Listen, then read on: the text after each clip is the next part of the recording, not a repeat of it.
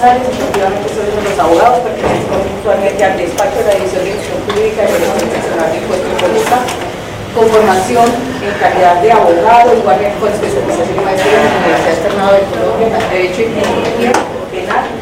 Tengo especialización en Derecho Administrativo y Constitucional de la Universidad de Rosario. Igualmente, toda la formación que ustedes necesiten, con 30 años como abogado, primero como litigante, fui jefe de unidad de levantamientos de cadáveres, fui juez penal del circuito. Igualmente aquí en la entidad me desempeñé como abogado en campo penal, de despacho al ministro y ahora en la dirección seccional en este momento. Como lo indicó mi compañera, he trabajado en tributario aduanero e igualmente como muchos de nosotros he estado en el destierro seccionales de impuestos de segundo y tercer nivel, gracias a los compañeros y a diferentes circunstancias que se han presentado en la vida. ¿Qué experiencia me trae esto? Aprender e igualmente tener conocimiento en aspectos administrativos y ministeriales de la formación y de la estructura y funcionamiento de una dirección seccional, desde el despacho hasta el área misional que cada uno de nosotros representa. Entonces, primero, en la mecánica, ¿qué vamos a hacer? Una orientación de carácter general. ¿Qué me pidieron? Me pidieron formación e información con referencia al manejo jurídico, o sea, desde la óptica de división jurídica, cómo se ensamblan las diferentes dependencias de nuestra entidad a nivel del cliente interno y del cliente externo. ¿Listo? Preguntas al final de cada capítulo. Solicito, si tiene problemas con el celular, si quiere salir, puede hacerlo. Solicito que le baje el tono, no que lo apague porque lógicamente ustedes tienen hijos y quienes tenemos intereses externos pues necesitamos estar comunicados con el mundo, ¿cierto? Debido a estas circunstancias sí le pido el favor, no escriba, no chatee, si no le interesa la charla, la puerta está lo suficientemente abierta, ¿cierto? Esto es para formación de personas que quieran aprender en conocimiento. Igualmente me incomoda de sobremanera que las personas estén con el susurro. Si tienen algo que compartir con nosotros, les agradecería. ¿Listo? Inicialmente me dijeron que eran 4 horas. Vamos a tomar módulos de 45 minutos porque el tema para ciertos profesionales puede ser tedioso. Yo creo que aquí estamos todos en un carácter interdisciplinario, ¿verdad? Entonces vamos a trabajar desde esa hora. ¿Quién me puede colaborar con las diapositivas? Es que yo no... Alguien que vaya porque la doctora Gloria tiene que atender otra reunión en física. ¿Sí? Bueno, entonces aquí la doctora Sandrita, compañera mía, muy amiga mía. Entonces, les agradezco. Porque hablamos de procedimientos administrativos y de procedimientos jurisdiccionales. Me imagino que en las anteriores capacitaciones ya les habrán informado cómo se explican los actos administrativos, cuál es la génesis, a raíz de una investigación, una determinación de carácter tributario, aduanero o cambiario, e igualmente cuáles son los actos terminales que involucran básicamente la forma de pronunciamiento de carácter estatal, entidad como tal, llamada DIAN, e igualmente cómo se ensambla a nivel jurisdiccional con el cliente externo. Manejamos asuntos de carácter interno y manejamos asuntos de carácter externo. Básicamente lo que se va a tocar aquí es etapas de discusión administrativa, de actos administrativos terminales en sede administrativa y en sede jurisdiccional. Por eso los llamamos procesos administrativos y judiciales. Las diapositivas están a disposición de ustedes, son de ustedes e igualmente están en el usuario y les van a ser circularizadas si en algo les interesa el tema que se encuentra ahí.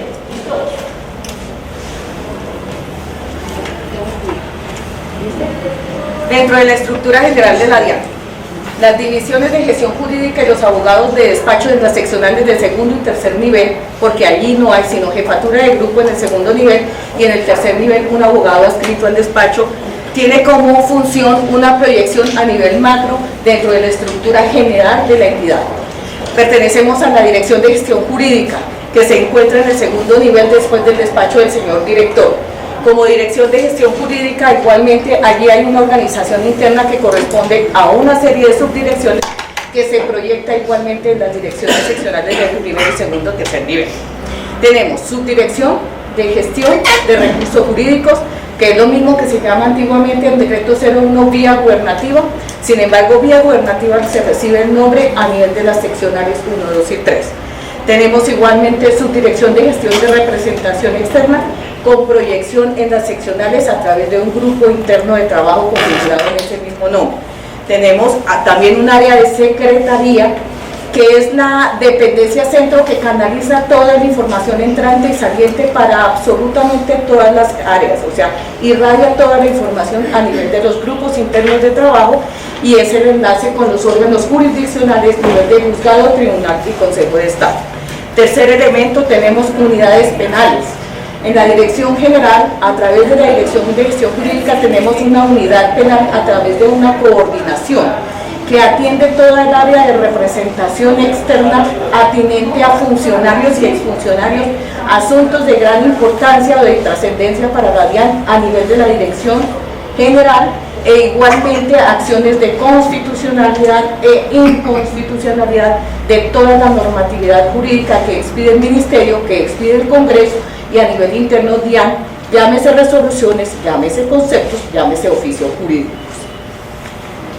Esa proyección igualmente la tenemos a nivel de una seccional. En el siguiente elemento encontramos ya la proyección de la seccional como tal. En la parte de abajo encuentran el referente normativo de la estructura interna con la cual funciona la DIAN y se establecen los manuales de funciones en la entidad. En la estructura interna de la entidad ya encontramos la división como tal e igualmente los grupos internos de trabajo.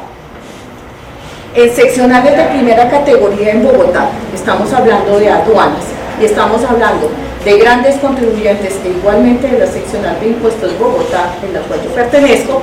Tenemos grupo interno de trabajo de unidad penal, tenemos grupo interno de trabajo de representación externa, tenemos grupo interno de guía gubernativa, tenemos el área de secretaría como grupo interno estructurado y el despacho.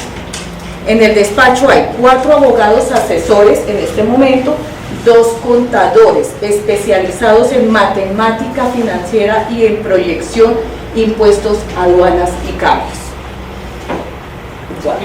Ya sabiendo qué es lo que vamos a trabajar, vamos a abordar el tema. ¿Cuál es el marco jurídico bajo el cual actúa toda el área jurídica a nivel nacional de la vida?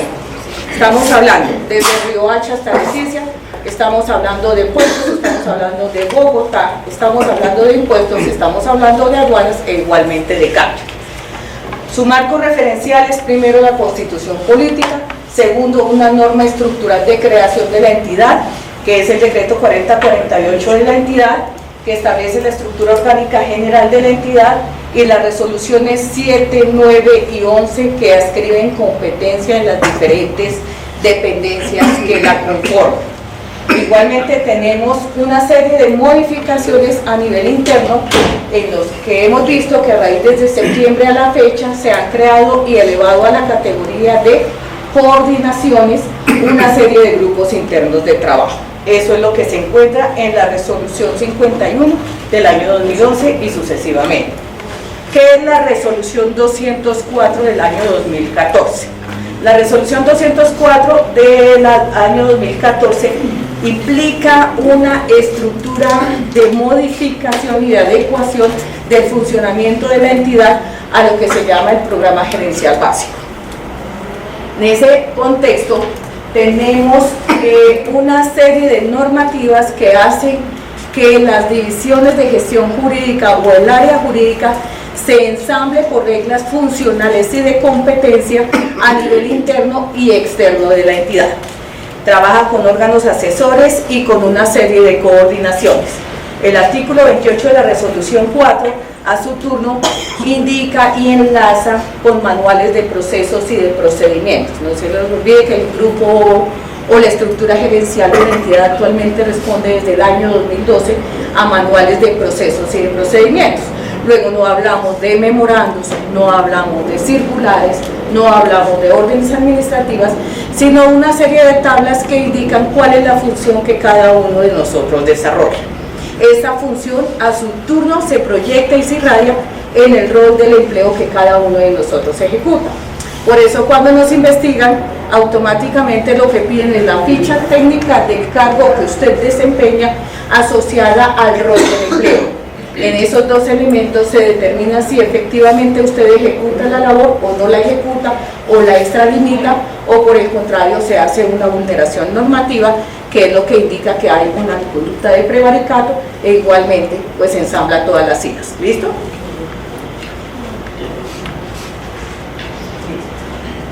A nivel interno, ¿qué encuentran ustedes? Cuando uno va a definir qué hace desde el analista 1 hasta el gestor 4 e igualmente los inspectores 1 y 4 a nivel interno de la DIAN, no solo en la jurídica, sino en las diferentes dependencias, encontramos los manuales de procesos y de procedimientos y las fichas técnicas. Si ustedes hacen una consulta en la plataforma inicial de ingreso a la página pública de la entidad, en manuales de procesos y procedimientos van a encontrar esas fichas técnicas. Cuando ustedes abren el link de la jurídica, se desarrollan básicamente 10 u 11 fichas técnicas. Esas 11 fichas técnicas obedecen al manual de funciones y procedimientos que tiene la jurídica desde el año 2012 con implementación, graduación e incorporación de manual de funciones. Fichas que son las PRJ, aquí las encuentran absolutamente todas. En cada una de ellas se establece qué hace cada dependencia y tenemos los flujos de procesos y de procedimientos. La 117 encontramos recursos de sede administrativa.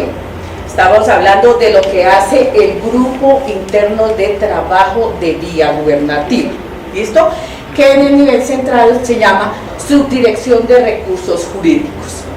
El segundo es la 118, habla de todo el tema de las conciliaciones, asociados a jefaturas de despacho de división y a su turno enlazado con la dirección general a través de una coordinación de un grupo de secretaría que es la Secretaría Técnica de Conciliaciones.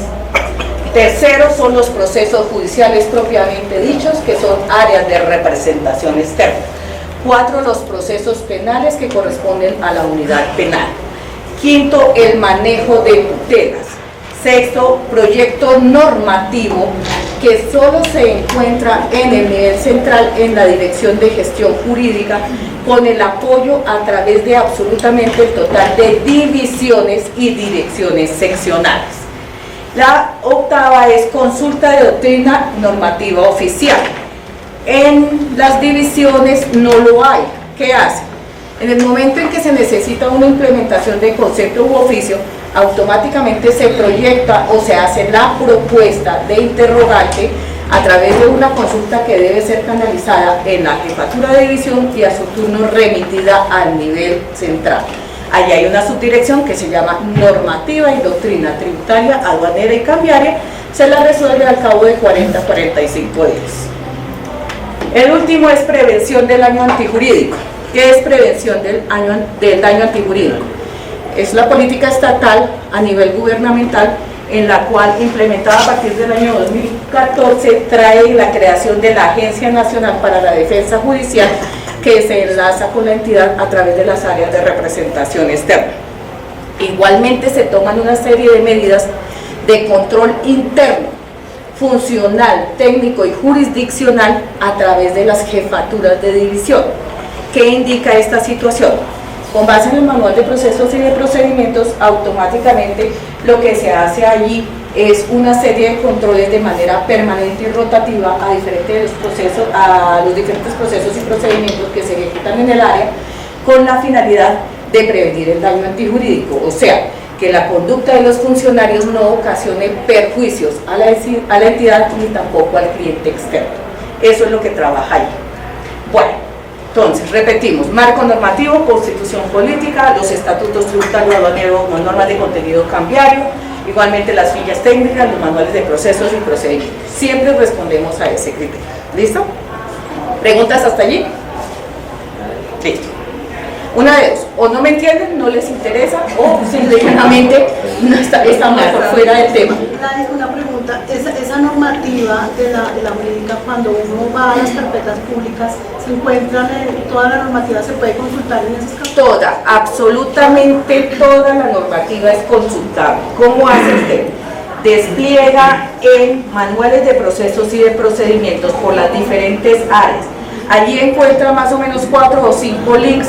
En la una está toda la estructura de creación, organización y funcionamiento del área. En el segundo encuentra un compendio del que se llama el catálogo normativo. En el tercero tenemos los manuales de procesos y de procedimientos. En el cuarto tenemos todas las fichas técnicas. Y en el quinto, lo que se indica como marco referencial que asocia la ficha técnica con el manual de procesos y procedimientos. En el evento de que allí nos encontrara, vamos directamente a una coordinación que está funcionando aquí en la escuela, que maneja el área de personal, que se llama competencias laborales. Competencias laborales tiene una secuencia en la que se indica progresivamente el manejo de las fichas y los asociados, e igualmente la implementación, funcionamiento y variación de cada una de las fichas. ¿Por qué se da esa variación? En el año 2008, cuando se produce la última reestructuración interna de funcionamiento de la DIAN, que más que reestructuración es un sistema de organización y reorganización gerencial, allí se crearon cargos de a nivel, diríamos, alto profesional y alta gerencia. Son el inspector 1, el inspector 4. ¿Qué encontraron? Que en manuales de roles y de procedimientos en aquel entonces el inspector quería solo hacer consulta técnica y no manejar aspectos técnicos de fondo. Entonces el inspector 1 se negó a recibir trabajo de baranda, lo que nosotros llamamos los repartos, lo que llamamos la sustanciación, lo que llamamos las auditorías. Decía, no, es que yo no estoy para visita de verificación, yo no estoy para hacer una inspección, yo no los acompaño a diligencias de registro, yo no voy con el fiscal a una diligencia de allanamiento. ¿Por qué? Porque se me quita el título, ¿verdad? Se hizo una consulta al servicio a la Sala de Consulta y Servicio Civil del Consejo de Estado, e igualmente a la Comisión Nacional del Servicio Civil, que es la que regula nuestro sistema de carrera. Allí se hicieron unas especificaciones y unas recomendaciones en la que se dio la orientación en el sentido de que la Dirección General debería tomar las medidas y modificar la ficha técnica y el manual de funciones. Se hizo esa proyección y efectivamente los inspectores 1 y 2, a pesar de estar adscritos a las jefaturas de división, reciben manejo de lo que se llama baranda. Entonces están los repartos, están no en el mismo nivel nuestro del gestor 1, 2 y 3, o el analista o del aspecto técnico funcional, pero sí recibe trabajo y debe colaborar en una prestación de una labor eficaz, contundente y eficiente que permita llevar a fines términos la determinación de carácter tributario de manera cambiaria o la imposición de sanciones o todos los procedimientos con destino al cliente externo. Pero otra pregunta que hay. Lo que tú dices, que empezaste la charla, que cuando lo investigan a uno miran el cargo, el manual de funciones. El perfil del rol, el cargo, la ubicación, época en la cual ejerce la posesión y hasta el momento que desempeña la función. Pues, la pregunta es, cuando lo ponen a hacer uno cosas que no están ahí, y se van por la famosa y las demás que el jefe... Las demás no existen, la demás existe un concepto de la Comisión Nacional del Servicio Civil del año 2014, en febrero, en el que indica que ese las demás implica que en el momento de la fijación del compromiso este debe ser modificado, adicionado o variado con una regla que se llama la adición del cargo. Entonces, a mí me comunican gestor 3, 30303, jurídica, abogado de representación externa. Igualmente me escriben trabajo del despacho. Deben modificarme la ficha del compromiso. Deben adicionarlo. Hasta ese momento el jefe hace un punto cero, evalúa parcialmente tu labor desempeñada y nuevamente reasigna las funciones, porque eso hace que inmediatamente varíen los pesos de la valoración del desempeño. O sea que ellos pueden coger y agrupar en una sola función lo de las 5 funciones y adicionarme otras 6. ¿Qué sucede? En las fichas técnicas de manuales de funciones, de acuerdo al perfil del rol, tienen un carácter genérico. Si usted observa, el abogado de representación externa tributaria de manera cambiaria y el de investigación disciplinaria tiene las mismas funciones, tiene 13 o 14 funciones. En el momento en que nosotros nos ubican en un área, nos hacen la inducción, al vencimiento de las 40 horas automáticamente van a comunicar funciones. En el momento en que se produce la comunicación de funciones, el jefe está en libertad, no de en ese evento. El único trámite que, siendo una actuación que enlaza a rama jurisdiccional, no trabaja con proceso de reconsideración es el proceso de cobro coactivo. ¿Qué acontece con el proceso de cobro coactivo? Si bien es cierto, uno de sus insumos o de sus elementos que le nutre es actos terminales, también lo es que el esquema bajo el cual trabaja combina dos tipos de norma. Una que es Código General del Proceso en materia de títulos y de procedimiento y de medida cautelar, y dos, la norma tributaria en cuanto a la existencia del título, el titular del derecho y la forma de ejecución. En ese entendido, la jurisdicción del proceso de cobro coactivo, a pesar de estar regulada en Ley 1437 y tener todo un esquema propio, también comparten con las otras dos normativas que se les ha referido. Los títulos, entre ellos las actuaciones administrativas terminales, y entendiendo también como títulos las declaraciones tributarias con saldo a pagar, cuyos recursos no son depositados por el contribuyente y cargados en la obligación financiera y en cuenta corriente como activas válidas, generan cobro. Su cobro como título constituye prácticamente un cheque o una letra al portador para el Estado. Entonces podemos tener declaraciones de renta, podemos tener declaraciones de venta, podemos tener declaraciones de red de fuente, podemos tener resoluciones que contienen tasas, contribuciones, sistemas de valorización y demás de orden nacional. Podemos tener régimen impositivo de sanción, contenido en resolución motivada, o podemos tener las liquidaciones. Igualmente provienen de terceros, siendo clientes ante la administración tributaria todos aquellos actos administrativos contenidos de obligaciones cuyo titular de custodia sea la DIAN por fuera de resoluciones que vienen de otros órganos estatales, e igualmente actuaciones de particulares nacionales e internacionales, y las sentencias que traigan sumas de dinero a favor del Estado, producto de procesos declarativos, producto de procesos de condena o por el contrario de ejecución misma. ¿Qué característica tienen esos títulos? Deben contener obligaciones claras, expresas, actualmente exigibles, y estar en tiempo para su ejecución como título. De lo contrario, prescribiría o caducaría la oportunidad para que el Estado las cobre. Cuando se inician las acciones de cobro, ¿cómo se ensambla esta situación? Todo este material nutre a las divisiones de recaudo y cobranzas. Allí tenemos el mismo esquema que hay en la jurídica, igualmente se clasifican y clarifican todos los títulos, se establece cuáles son los conceptos para efectos de programa, y tenemos auditores y tenemos abogados de cobro coactivo en dos fases. En fases persuasivas 1 y 2 y en coactivas 1 y 2. A nivel nacional, los procesos de cobro coactivo son atendidos por las divisiones de cobranza o en su defecto por la división de recaudo y cobranzas. Luego tenemos funcionarios en esas dos condiciones: auditores para efecto de cobro de cartera en etapa persuasiva, o por el contrario, ejecutores de cobro coactivo, por regla general, abogados, mínimo gestor 1, gestor 2. Esa es la regla base, a menos que se asignen funciones de contenido transversal, que también es procedente. En etapa persuasiva, en fases 1 y 2, ¿qué se hace? Fase 1. Se inician una serie de requerimientos ordinarios persuasivos para efecto de cobro. Se envían los documentos base, que son los oficios citatorios, vienen los contribuyentes o la persona que le da deuda al Fisco Nacional, y con una fase eminentemente persuasiva y disuasoria se trata de recuperar la mayor cantidad de cartera.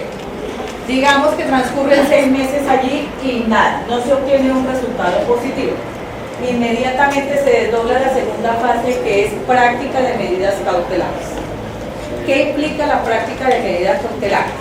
Una cautela significa una medida que efectivamente logra obtener una inmovilización en patrimonio de la persona deudora de la obligación de carácter fiscal, para asimismo tratar a la postre de obtener la recuperación de cartera por vía prácticamente impositiva. Se hace circularización de bienes a nivel nacional, se registran cámaras de comercio, se trabajan vehículos, se trabajan terrenos, catastro, oficinas de registro de instrumentos públicos y privados, los notariados y todos aquellos entes de control que a su turno remiten información exógena a la DIAN. Tenemos en este momento más o menos una circularización de más o menos de 123 o 124 pruebas para captar bienes. ¿Listo? Allí se practican las medidas. ¿Qué dice la medida? La medida cautelar, tanto de la legislación civil como procedimental, mercantil y de carácter tributario, trae consigo un límite, que es el doble del valor de la deuda. Allí que se tasan los intereses corrientes, intereses moratorios a la máxima tarifa legal que tenga el Estado autorizado en aquel momento. En este momento tenemos, creo que son 32.2, 33.2 anual. Se cobran por mes vencido.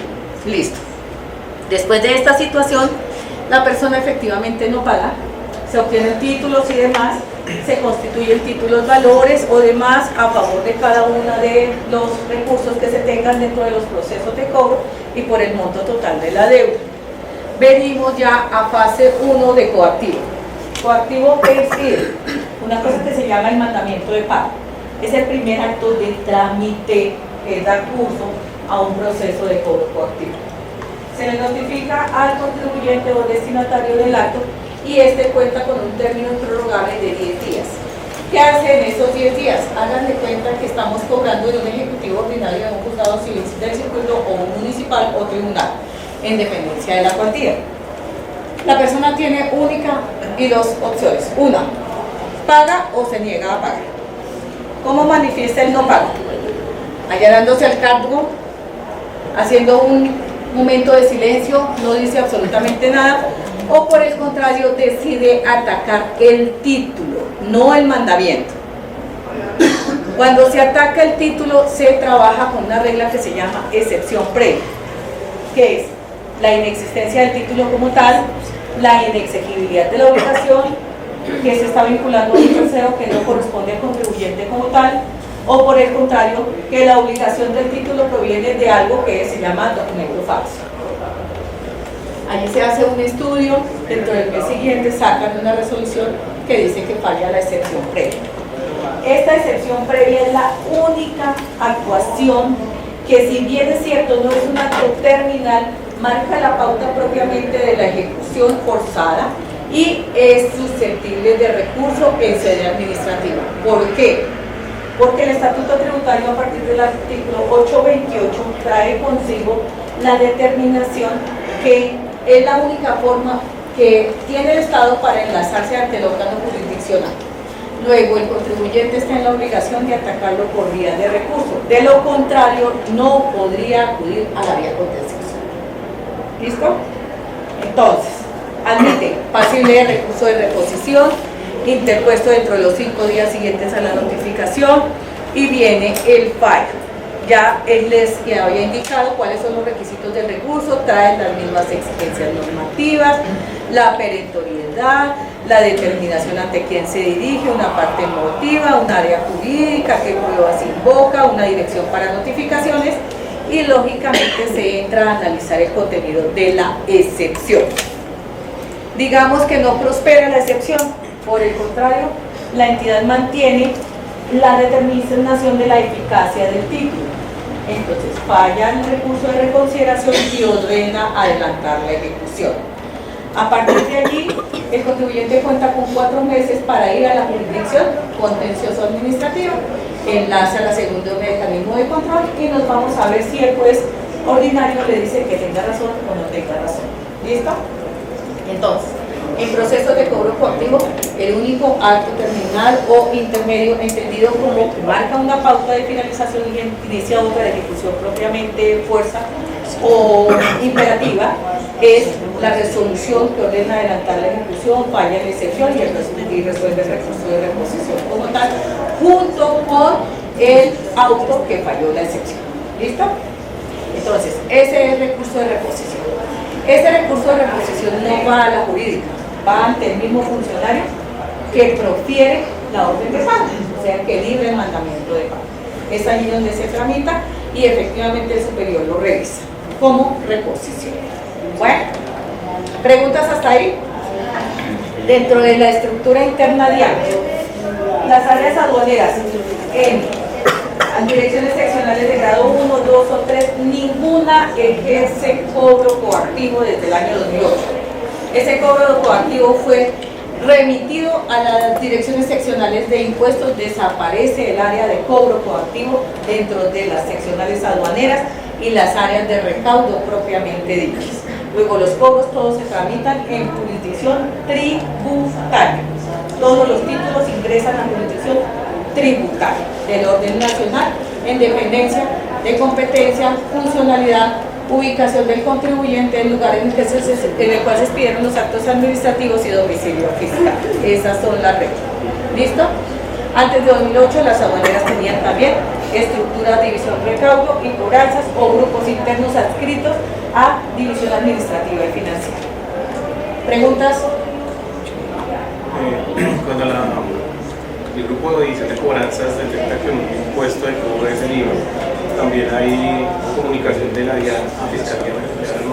¿Qué sucede? Desde el año 1995 las declaraciones por concepto de IVA no pagas fueron objeto de penalización. Desde el año 98 se hizo extensiva a las obligaciones entendidas producto de rete fuente. ¿Qué sucede cuando llega el título a cobro? En fase persuasiva 1, cuando se le indica al contribuyente que de manera voluntaria cobra la obligación y este no lo hace, transcurridos 3 meses se envía un documento que se llama el persuasivo penalizado. Se le indican 2 cosas. 1, que se dio apertura a proceso de cobro coactivo en fase persuasiva 1, que efectivamente tenemos obligaciones a cargo del contribuyente actualmente exigibles, claras y determinadas en títulos constitutivos como tales, que esas obligaciones son medidas bajo el entendido que pueden producir 2 efectos jurídicos. 1, el cobro coactivo por las obligaciones pendientes de pago y 2, por la conducta punible que se deriva de la omisión de pago. El efecto jurídico es diferente y el contenido normativo diferente. La forma de conducta que se sanciona en tributario cobro coactivo es obligación de orden fiscal dineraria, mientras que en el proceso penal trabajamos exclusivamente el carácter subjetivo y doloso del contribuyente en la apropiación de los recursos públicos de la nación. Entonces se envía a Fiscalía, en Fiscalía a los más o menos 90 días tenemos en este momento 2 especializados, 2 ordinarios fiscales, hacen la clasificación del general de la información en el búnker, adscriben competencias y se va a primera audiencia. Audiencia de imputación de cargos, e igualmente se escucha en indagatoria y se practica la medida de aseguramiento. La medida de aseguramiento inicial es detención, que puede ser conmutable por restricción domiciliaria, porque es una forma de apropiación de recursos. Entre 95 y 98 al penalizable se trabajó con la regla de peculado, porque transitoriamente el contribuyente ejerce función pública en el momento en que capta los recursos que son del Estado. Lo que hace es que el Estado, papá gobierno, le permite que durante un mes trabaje con el IVA, pero el IVA no es del contribuyente. El IVA es los recursos que son propios de la actividad productora de renta que se derivan para efecto de cubrir los gastos o acreencias del Estado como tal y permite la subsistencia del Estado con nación como tal. Este concepto fue ampliado en el año 98, les repito, a rete fuente, con la ley 488, y se van, a partir de ese año se van las diferentes reformas de carácter penal. Lo único que hacen es graduar y en lugar de morigerar la pena, la han ido aumentando. Es mucho más riguroso el sistema penal colombiano en este momento que lo que se tenía en el año 95 cuando se expidió la primera ley, que era la 383. ¿Qué característica y qué condición trae ese tipo de procesos? 1. La acción penal no se extingue sino se termina por el pago. Luego las autoridades penales, una vez que se da esa situación con el juzgado de garantías y se logran vincular los contribuyentes o se mandan capturar los contribuyentes para efecto de practicar la medida, automáticamente se inicia el proceso penal, posteriormente va un llamamiento en juicio, se hace la incausación o la imputación como tal plena, como sistema de responsabilidad y nos vamos a una sentencia condenatoria. De las estadísticas generales, la incrementación de la punición a nivel de la Dirección Seccional de Impuestos Bogotá en este momento está prácticamente al 300%. Permanentemente y en forma semanal llegan insumos de 40, 50, 60 procesos. Y a la siguiente semana, inmediatamente los abogados nuestros tienen la canalización a través de la Fiscalía por este tipo de proyectos. No trabaja renta, no es materia de comisión, renta. Concepto renta no es materia de acción penal y de sancionamiento, solo IVAs y repercuentes. Igualmente la ley 1819 trae un tipo penal independiente además de la omisión como tal bajo el entendido de la declaración, y es comerciante que realice una operación y automáticamente no la facture, da lugar a un nuevo esquema de punición que es el artículo 403.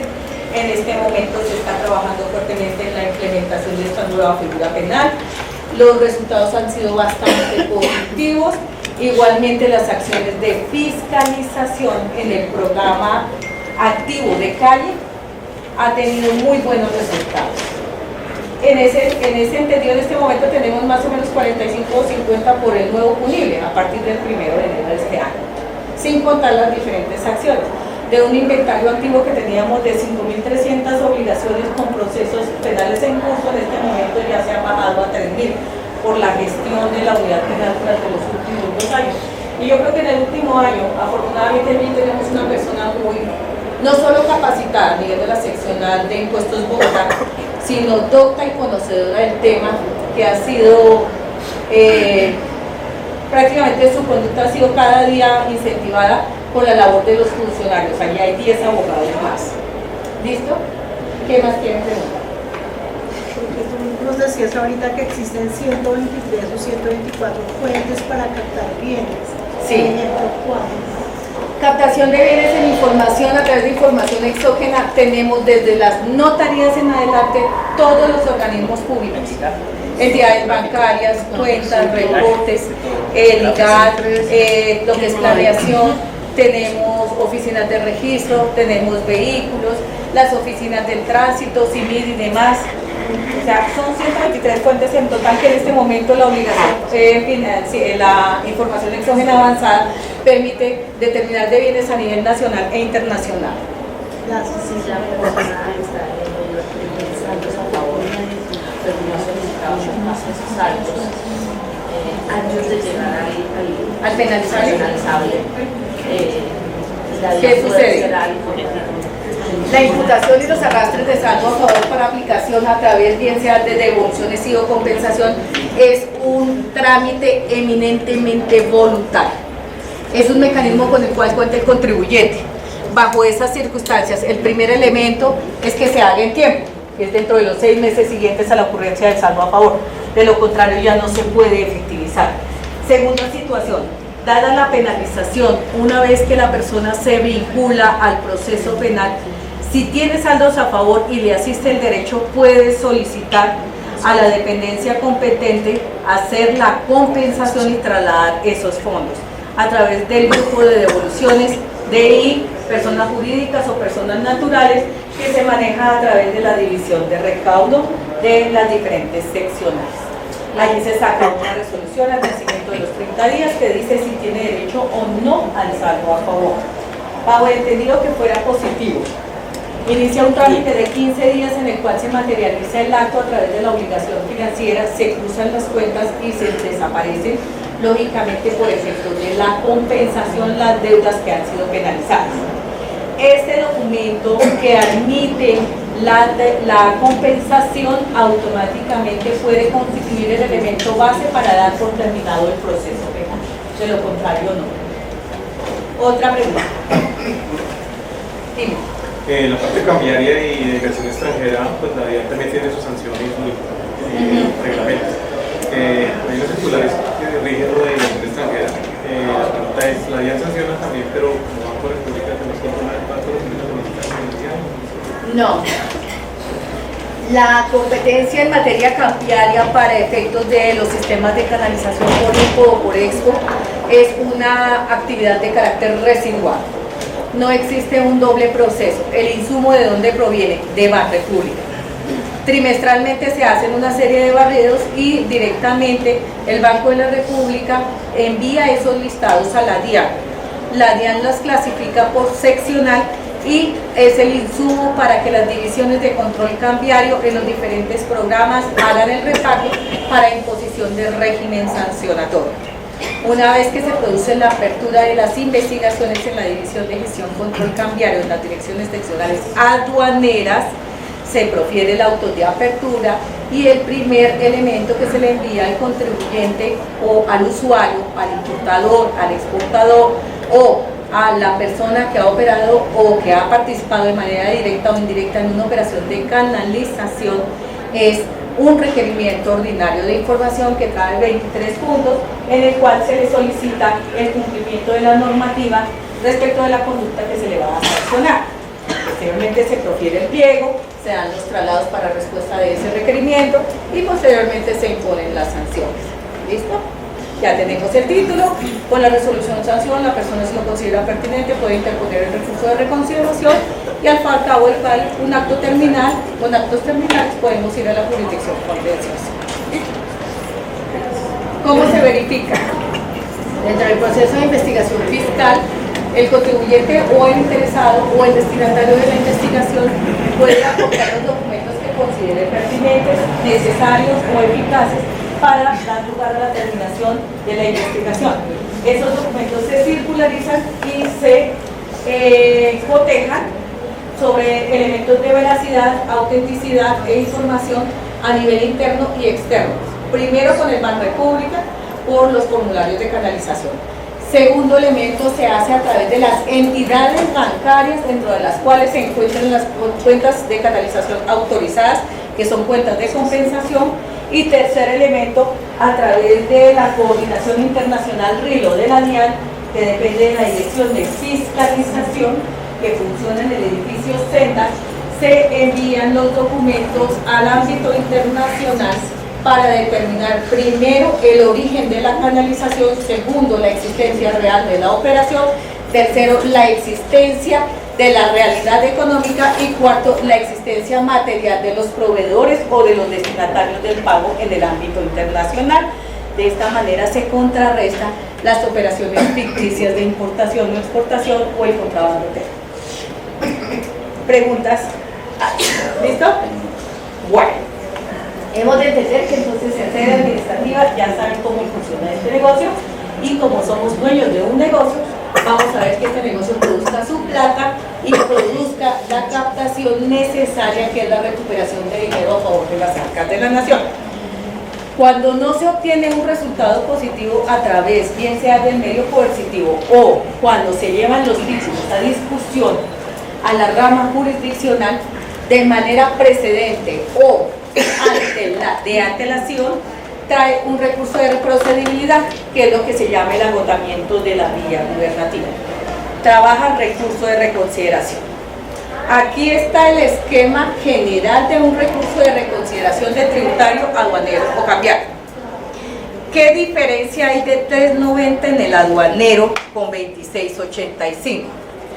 En el esquema de 2685 el recurso de reconsideración no estaba subordinado a admisión o inadmisión de recurso en materia aduanera. En este momento en el esquema del 390 sí lo hay. Igualmente en el régimen cambiario, en 2246 se tiene eso. Entonces, es unívoco. Las etapas por las cuales pasa el recurso de reconsideración es unívoco, lo único que varían son los términos y el contenido normativo. Entonces, ¿qué oportunidad o qué término tengo? Los términos procesales son de carácter perentorio y preclusivo. ¿Qué significa esto? Que yo no los puedo prorrogar, ni el contribuyente tampoco, ni el destinatario de la sanción de aduanera tampoco. ni tampoco el cambiar. O trabaja en esos términos o precluye la oportunidad y tendríamos que rechazar los recursos por extemporaneidad. ¿Listo? Entonces, ¿cómo cuento los términos? Esa oportunidad está dada a partir del último acto de la notificación. Es a partir de ahí que comienzo a contar los términos. Estamos hablando de una obligación de carácter tributario. Su génesis trabaja con 2 meses y debe ser resuelta en un año. ¿Listo? Si estamos hablando del aduanero, trabaja dentro de los 15 días después de la notificación del acto terminal y debe ser resuelta dentro de los 4 meses. Si estamos hablando del régimen cambiario, una vez notificado el acto terminal, se le da el término perentorio de 2 meses para interponer el recurso de reconsideración y su fallo es de 7 meses. En esos 7 meses, ¿qué sucede? O en ese año o dentro de esos 4 meses. 1. Se expiden los autos advisorios. Dentro de los 15 días siguientes a la admisión debe contestarse eso y se indica cómo se determina que el contribuyente le asiste o no en aspecto formal. Allí lo que se hace en el advisorio es decirle, ¿recuerdan los presupuestos? Que les decía que debe ser dirigido a una persona, que debe tener una motivación, que debe tener un hecho, debe tener una norma de derecho, las pruebas y la dirección. Si no tiene ese esquema, así no puntualicen capítulos ni ítems, ¿es procedente admitir el documento que contiene el recurso? Sí. Suponiendo el contribuyente dice, le interpongo recurso de reposición y el subsidio de apelación por 1437. Corresponde al funcionario redireccionar la actuación. Sabemos que es un recurso de reconsideración, no es un recurso de reposición, porque no es pasible de reposición, ¿cierto? Segundo, ¿está en término? Sí. Tercero, analizo la legitimidad de la calidad. Sí. Porque en virtud de 1437 yo no puedo devolver los recursos ordinarios administrativos por reglas supuestamente de forma. Basta con que cumpla con elementos base, porque resulta que los recursos no necesitan abogado. Las intervenciones ante la autoridad tributaria de manera familiar no necesita abogado. Entonces no se necesita como ese rigor. Ese rigor lo ha definido la ley como un punto referencial. ¿Listo? Suponiendo que no reúna los requisitos de ley. En los 15 días siguientes toca expedir un acto inadmisible. Suponiendo yo engavete y esa semana tuve una gestión así como la que tuve yo ayer hoy. Tiene mucho trabajo y la carga laboral es excesiva, se me pasa esa vaina. Entonces, ¿qué hago? ¿Expido o no expido el acto advisorio? No. En derecho, ¿qué indica? Si transcurrido un mes no existe un pronunciamiento expreso sobre la inadmisión, entiéndese que el recurso fue admitido, así tenga todos los vicios que usted quiera. Tiene que tramitar. ¿Listo? Bueno, lo inadmitieron. Entonces el tipo dice, bueno, ¿y ahora yo cómo hago? No me puedo quedar sin recurso, porque sin recurso no puedo ir al contencioso, ¿cierto? Como requisito de procedibilidad. Entonces el tipo tiene 5 días y puede presentar un recurso de reposición. Y yo como funcionario luego tengo otros 5 días para decirle, ¿le procedo o no le procedo? ¿Listo? Y vamos a la regla general anterior. Lo único que varía son los términos. Se inicia la sustanciación. En la sustanciación, ¿qué hace el abogado? 1. La obligatoriedad de practicar todas las pruebas que dejaron de practicarse en sede administrativa de investigación y determinación fiscal. 2. Perfeccionamiento de todo, material de fondo y de forma en aspecto sustancial. 3. ¿Puede enviar requerimientos? Sí, puede enviar un requerimiento ordinario.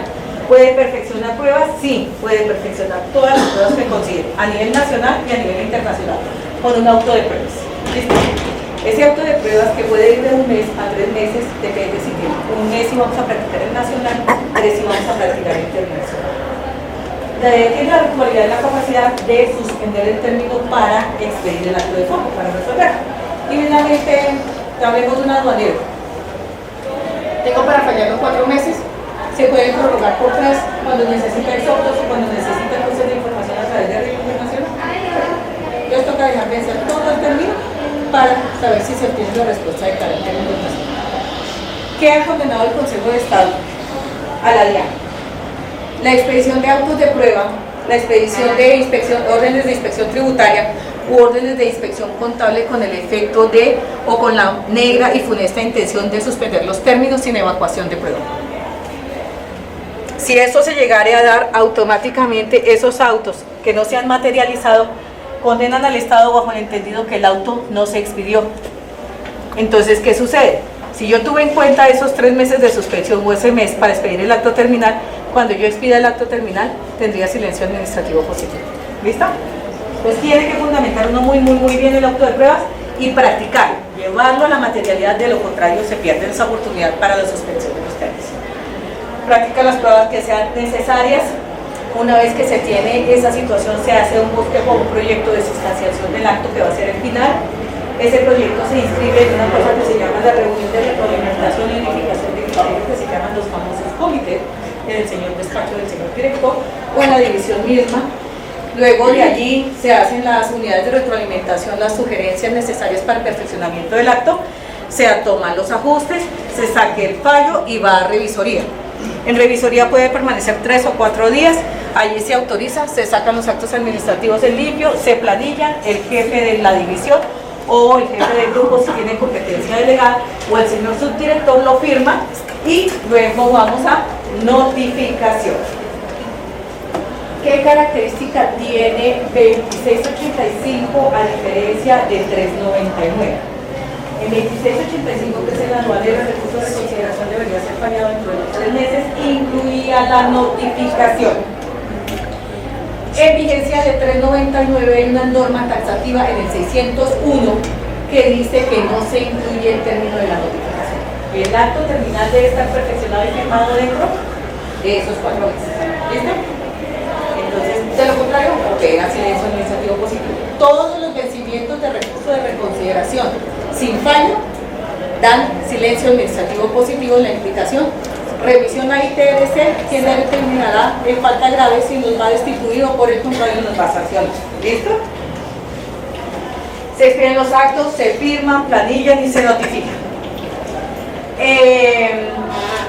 ¿Cómo puedo obviar el recurso de reconsideración? Si el contribuyente dio respuesta a los requerimientos especiales, no necesariamente acude a reconsideración. Es la única vía efectiva que tiene la ley 1437 y bajo ese entendido, una vez que se produzca el acto terminal, si él no quiere o sabe a ciencia cierta que no le asiste la base, pues se va al contencioso, ¿listo? Y demanda. ¿Cuánto término hay? 4 meses, ¿listo? Para demandar en acción de nulidad de restablecimiento de derecho. Esa regla la aplica absolutamente para todos, con la diferencia de los términos.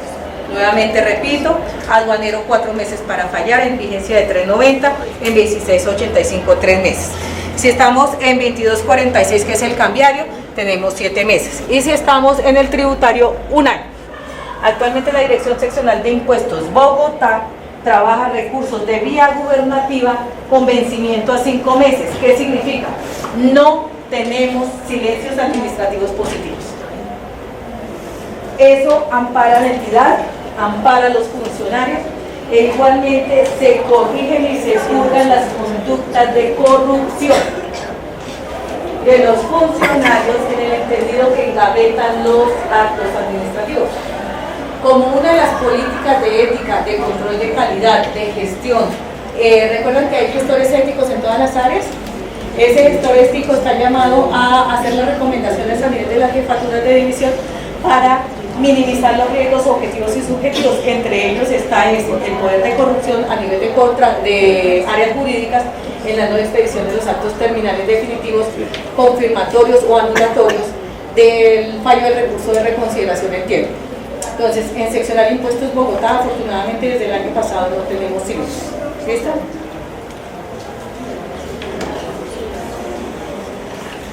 ¿Qué pasa cuando ya se tiene el acto administrativo aquí limpio? Se expidió el acto administrativo que define el recurso de reconsideración o se expidieron los actos terminales con respuesta a requerimiento especial que faculta acudir a la jurisdicción contenciosa versada. Requisitos de procedibilidad. 1. ¿Recursos de reconsideración fallados? Sí, sí los hay. 2. Acudir a la jurisdicción especial bajo el entendido de una diligencia de conciliación prejudicial. ¿Dónde se tramita la conciliación de carácter prejudicial? Ante la Procuraduría General de la Nación. Entonces, el interesado radica una solicitud y allí se suspende el término para demandar. hasta por 3 meses.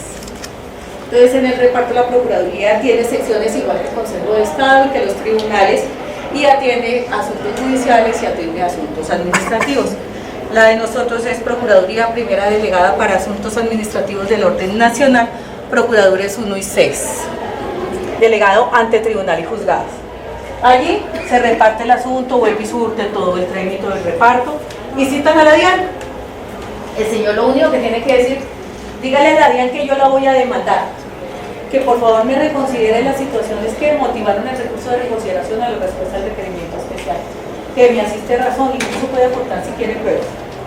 La Procuraduría lo radica, lo reparte, lo sustancia, cita a la DIAN y tenemos abogados de representación externa que manejan conciliación. Ellos van al Comité General de Conciliación, a la Secretaría Técnica, llevan el asunto y allí se saca un acta. Y el acta le dice al abogado, puede o no puede conciliar. Eso no depende de la seccional, depende de la dirección general. Hay una reforma en este momento, desde diciembre de este año, que indica que para algunos asuntos el Comité de Conciliación se puede reunir en las seccionales con un informe a la Dirección General a través de la Dirección de Gestión de Fiscalización para hacer ese trámite. En principio los asuntos tributarios no son conciliables. ¿Listo? ¿Cuál es la excepción? Los beneficios fiscales que hemos tenido durante los últimos años. Esos beneficios fiscales que son la ley 1607, el 1439 y el 1819 traen unos beneficios en el entendido que la administración tributaria podría conciliar con el contribuyente. ¿Qué concilia? Sanciones e intereses, no capitales. O sea, el impuesto por naturaleza constitucional no se concilia, jamás.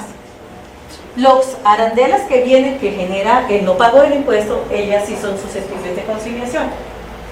¿Qué característica y qué diferencia traen los dos primeros beneficios?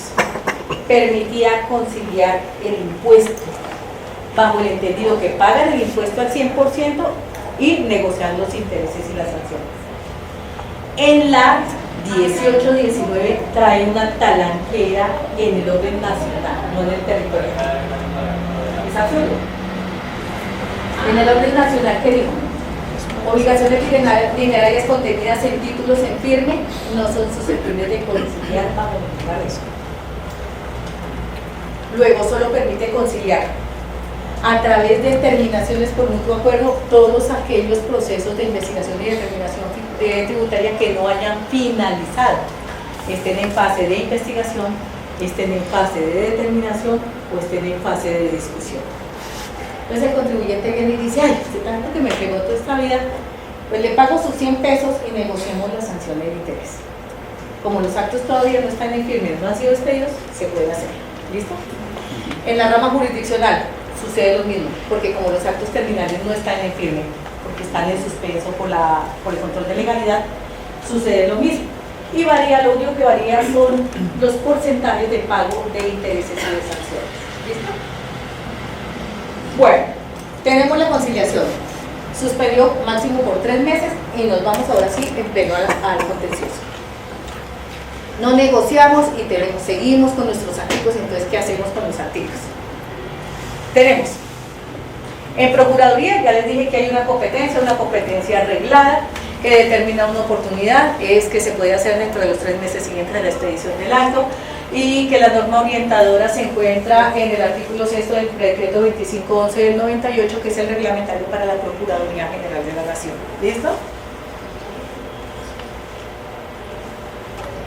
¿Qué medios de control le asisten a un contribuyente? Cuando el contribuyente considera que se le están afectando sus derechos de contenido particular, tanto en tributario como en aduanero como en cambiario, y que nosotros hacemos lo de los osos, tapamos las orejitas y le decimos a todos no, no, no y no, y por el contrario le hemos confirmado de una fase, de otra y de otras.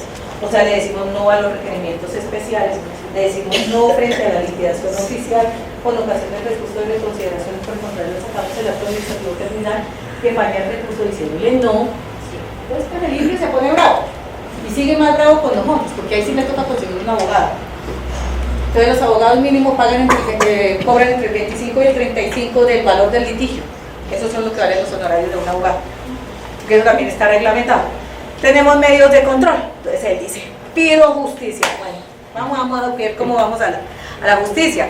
Y el problema de la justicia es que allá la DIAN deja de ser juez y parte y entra en un principio de igualdad, de una balanza de justicia y equidad. Y allá nos miden igual que si fuera el particular entrando al estrado judicial. Allá nosotros no somos DIAN y nosotros mandamos, sino por el contrario, estamos en igualdad de condiciones que la parte demandante. Tenemos varios instrumentos. Uno son los mecanismos de orden constitucional que afecten a la DIAN, o por el contrario, instrumentos de orden legal.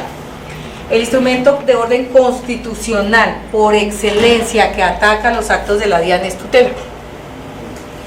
Entonces no solo tenemos tutela por derechos fundamentales, sino tutelas con ocasión de actos. ¿Listo? Está regulada en el artículo 86 de la Constitución Política. Está acompañada de otros dos medios de control de orden constitucional que son muy poco los eventos que se dan a nivel diario. Uno que son las acciones populares o de grupo, que están dadas por el artículo 87. Allí somos convocados como una parte y un tercero incidental, y allí podemos hacer valer derechos de carácter dinerario en acciones populares o de grupo, que vinculan a parte, contraparte, Estado o particulares. Y las acciones de cumplimiento del artículo 88, cuando los órganos jurisdiccionales imparten una orden a la DIAN y la DIAN no la cumple. ¿Listo? En aspectos legales ya les informé que en sede administrativa por 1437 del 2011 tienen recursos de procedibilidad, que son los recursos de reconsideración y el recurso de reposición por vía excepcional y algunas apelaciones, ¿cierto? Y ya en acción contenciosa tenemos 14 modalidades de actuación, llamados medios de control. Aquí les enlisté los medios de control, pero no los vamos a ver todos. Yo les voy a explicar 14 medios de control en una hora, lo primero. Y lo segundo, realmente para el tema que estamos abordando, yo creo que lo importante y lo fundamental es abordar los 3 medios de control que afectan la actuación de la DIAN y que nos pueden afectar como funcionarios, ¿cierto? Bueno, en este momento, 135, nulidad de orden inconstitucional, todas están enlistadas con caso 1237. Ya estamos hablando del procedimiento contencioso administrativo, nuestra actuación en efecto cuantía en este momento, todo lo que supera 46.400.000 va a tribunal, hasta 46.400.000 es de competencia de juzgados administrativos orales del circuito, y en tribunal segunda también para efecto de esos 40 sería apelación. Lo que supera el 40 ya va a tribunal. ¿Qué sucede el 1 de enero del año 2018? El 1 de enero del año 2018, todos los expedientes con cuantía que superen 68.400.000 irán a competencia de la Subdirección de Gestión de Recursos Jurídicos en sede administrativa, mientras que en sede judicial bajan a circuito. ¿Sí? Comienzan a equipararse las cargas. Es una variación de carga de trabajo a nivel administrativo e igualmente se refleja la variación de competencia a nivel de tribunal. ¿Listo?